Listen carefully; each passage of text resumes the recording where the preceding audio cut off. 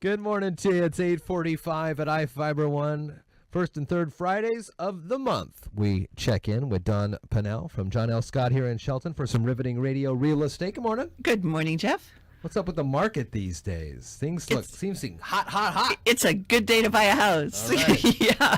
So I thought I would start today with just some statistics. I'm not real big on statistical numbers and things, but these are kind of interesting every once in a while. So I pulled up the market statistics for Area 175, which is Shelton, basically the city limits and the surrounding area. So where's that number come from?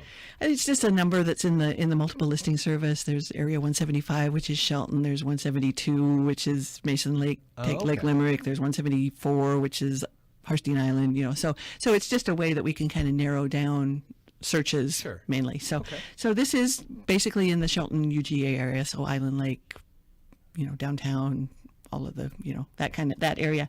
So in the last 180 days, so 6 months basically, there have been 34 two-bedroom homes sold, and the average sold price for that is $117,000. And they were on the market for an average of 34 days. Now, that particular price range is really popular right now. So I just sold two in that two-bedroom, one-bath configuration. One was on the market for 3 days and one was on the market for 9 days. So that number is a little bit skewed from that.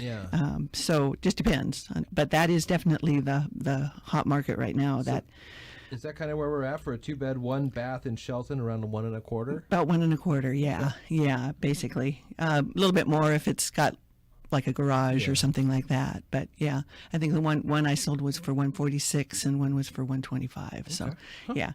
So in 3 bedrooms, the average sale price there was $182,300. So a little bit higher, and average day on the market was 31 days. So about the same time on the market, a little bit of a bump in the price because of the extra bedroom, that kind of thing. So and 4 bedrooms, which, believe it or not, is kind of hard to find. I mean, that's most houses now that you find are 3-bedroom, 2-bath. That's pretty much the standard. So finding 4 bedrooms sometimes can be a little bit challenging. There were only 12 listed in that 6-month period, and they sold for an average price of $237,000. Okay. $237,000, but they were on the market for 77 days.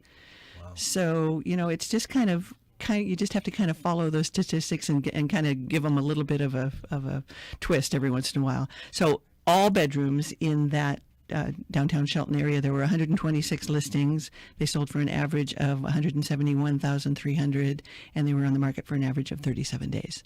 Do you have an age range of who's buying houses these days? It's all over the place. You'd think that it would be a certain demographic, but it's really not. It's older people who are downsizing. It's younger people who are just starting out. It's people who are expanding their families. So it's pretty much all over the place. Okay. So we're finding a lot of times, especially with the lower price places, that people are paying cash. So that's encouraging that they're reinvesting or something like that. And cash has advantages of not having to deal with appraisals and that kind of thing. And it can go much quicker. A cash sale can go much quicker. So normal sales are 30 days-ish. 45 now, 45, more. Wow. Yeah, and sometimes up to 60. So yeah, 30 days is pushing it. Okay. 30 days is probably what you get for cash. So because it takes that long to do the title searches and that kind of thing. Wow. So interesting stuff.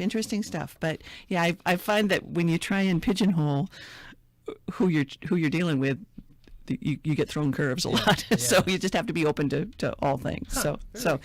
And the other thing I found, which I thought would be kind of fun to talk about, is it's called how many of the 7 real estate facts you thought you knew but you might not. So I like this. I like where this is going. Yeah. So it says there's a ton of real estate information on the internet, which there is obviously, but even if you consider yourself the most research-savvy digital consumer of all time, you may not know everything you need to know to make the wisest decisions when negotiating a real estate transaction. So it's easy to fall into that trap of I saw it on the internet, so on the internet. I must know everything there is to know. Estimate says this much. That's I know right. exactly what's going on. That's right. The first one I thought was really interesting is that home ownership is an important way to build wealth.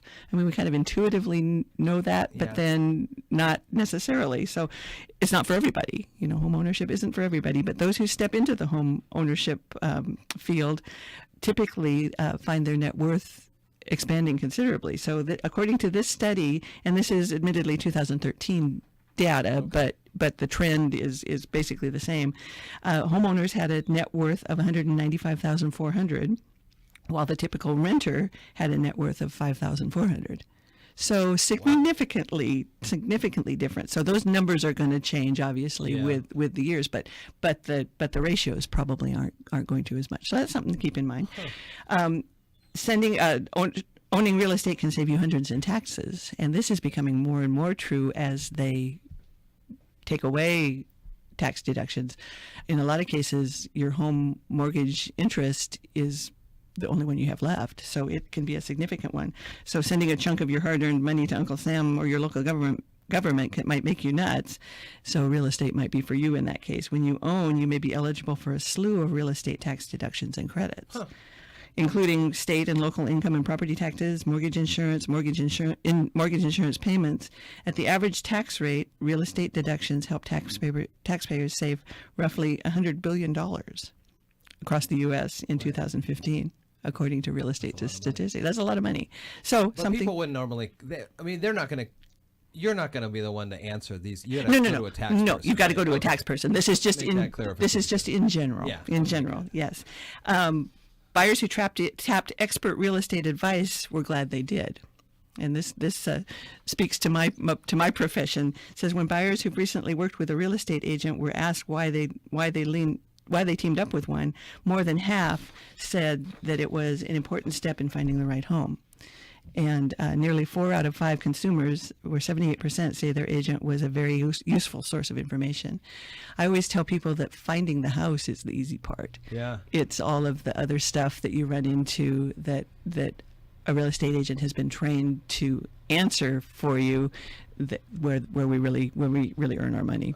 So it's the things like, you know, what do you do about inspections? What do you do about appraisals? What do you do about title insurance? What do you do about finding a title company? What does that tell you? All of those things. So, and then another one is sellers were just as happy they worked with a real estate pro. Your fellow consumers wholeheartedly believe it's important to work with an agent when selling, as well as in buying. Nearly 9 out of 10 sellers, or 89%, did just that. They also reported a median gain on the sales of their home of $40,000 more than they paid for it if they used a real estate professional. There's a lot of things that I like to do and say that I'll handle this. Yeah, I'll right. take care of this. Right. But when I'm thinking about a multi-$100,000 deal here, Right. where I lay my head at night, I'm not going to put that to chance, thinking that I know all. I mean, there are people that do this, like yourself, the pros. Yeah.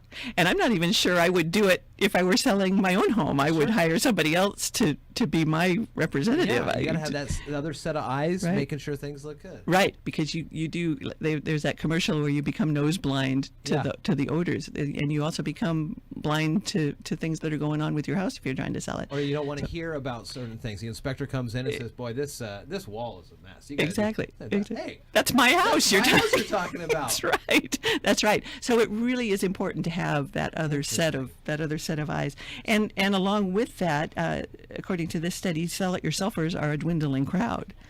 It used to be that people thought that they could just, list it themselves for sale by owner, but they're finding out that they're missing out on a lot of things. And according to this study, the number of sellers who sold their home without a real estate pro has dropped to 8%. The lowest share since that stat was first tracked in 1981.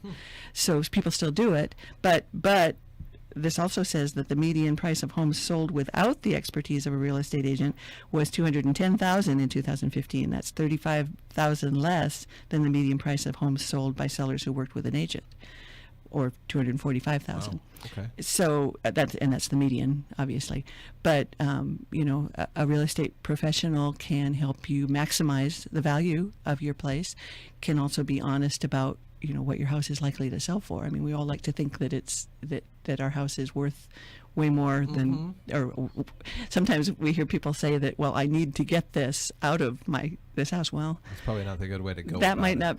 not be the best way to set a price. Yeah. So you need to look at what else is selling in the area, what amenities your house has, and realistically how much it would sell for. Interesting. So, Yeah, those are some good ones. Yeah, I thought that was pretty good information. How can folks get in touch with you, Don? They can call me at 360-490-4493, or they can stop and see me on the corner of 3rd and Railroad. And as I say, they always know where I am, even if I'm not there. We'll put the links to your Facebook pages Yes. here for John L. Scott of Shelton and Don Pannell's own real estate Facebook page. We'll put the links to that as we wrap up this interview here. So, yeah, okay. So we'll see you again the 1st of September. Friday, the 1st of September already. That's hard to believe that it's September already. Yeah, that's but right. still a good time to buy a house. Still a good time to buy.